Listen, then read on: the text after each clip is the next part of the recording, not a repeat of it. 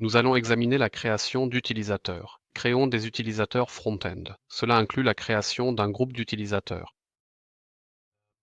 Pour cela, nous utilisons le bouton Actions, groupe d'utilisateurs dans la boutique. Là, nous pouvons d'abord créer un groupe d'utilisateurs ou un groupe de budget. En haut, créer une nouvelle entrée. Le groupe d'utilisateurs doit être nommé. Dans mon cas, il s'appelle Administration. Cela pourrait plus tard être différents clients, différents sites ou quelque chose de similaire. Donc si les utilisateurs diffèrent, nous les plaçons dans différents groupes d'utilisateurs. Grâce à cela, je peux par exemple pré-remplir l'adresse de facturation dans le panier. Ou je peux afficher ou masquer certains articles pour un groupe d'utilisateurs ou certaines données de livraison. Tout cela se fait au niveau du groupe d'utilisateurs. Nous créons ici un groupe d'utilisateurs, administration, et puis il y a ici un paramètre important, à savoir que peuvent voir les utilisateurs de ce groupe d'utilisateurs plus tard dans le front-end de la boutique. Ce que l'utilisateur de chaque groupe d'utilisateurs peut voir concerne les enregistrements que nous pouvons sauvegarder. Par exemple, dans la personnalisation, il existe ce qu'on appelle des bases de données de personnalisation où des enregistrements peuvent être stockés. Et c'est ce paramètre qui détermine par exemple si les utilisateurs du groupe d'utilisateurs peuvent partager ces enregistrements ou si chaque utilisateur ne peut voir et modifier que ses propres données. Cela s'applique par exemple aussi à la personnalisation d'images. Par exemple, j'ai une carte de visite avec un portrait, j'y télécharge ma photo. Alors, seul moi peux voir et modifier ma propre image, et les autres membres de ce groupe d'utilisateurs ne le peuvent pas. Oui, alors nous enregistrons. Ceci arrive aussi fréquemment chez nous dans l'administration. Je peux ici définir ce qui doit se passer après l'enregistrement. Dans ce cas, je souhaite revenir à l'aperçu.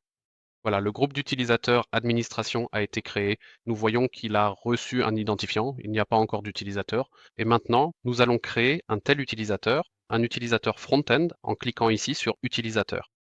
Il existe ensuite différentes façons pour qu'un tel utilisateur soit intégré dans le système. Par exemple, nous avons la possibilité d'exporter ou d'importer des utilisateurs. Il existe une auto-inscription que l'on peut activer. Les utilisateurs peuvent alors se créer eux-mêmes via le front-end. Et il existe des interfaces comme l'interface SSO, Single Sign-On. Par exemple, des utilisateurs sont créés chez nous via un lien provenant d'un logiciel externe. Nous allons maintenant suivre la voie manuelle. Nous créons ici un nouvel utilisateur dans le groupe d'utilisateurs administration en créant une nouvelle entrée. Et maintenant, je peux attribuer ici un nom d'utilisateur, un mot de passe et bien sûr les données correspondantes à l'utilisateur. J'indique ici à nouveau mon prénom et mon nom. Ces données seront par exemple pré-remplies dans le panier à l'adresse de livraison.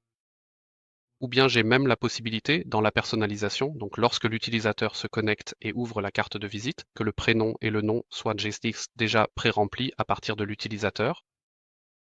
Cela nous suffit pour l'instant pour la première étape. Nous enregistrons une fois et nous pouvons alors ici, ce que nous appelons support login. Voilà, si je clique sur le bouton, je peux me connecter au portail en tant que cet utilisateur. Donc en principe, plus tard, on pourra s'y connecter en tant que cette personne sans connaître son mot de passe.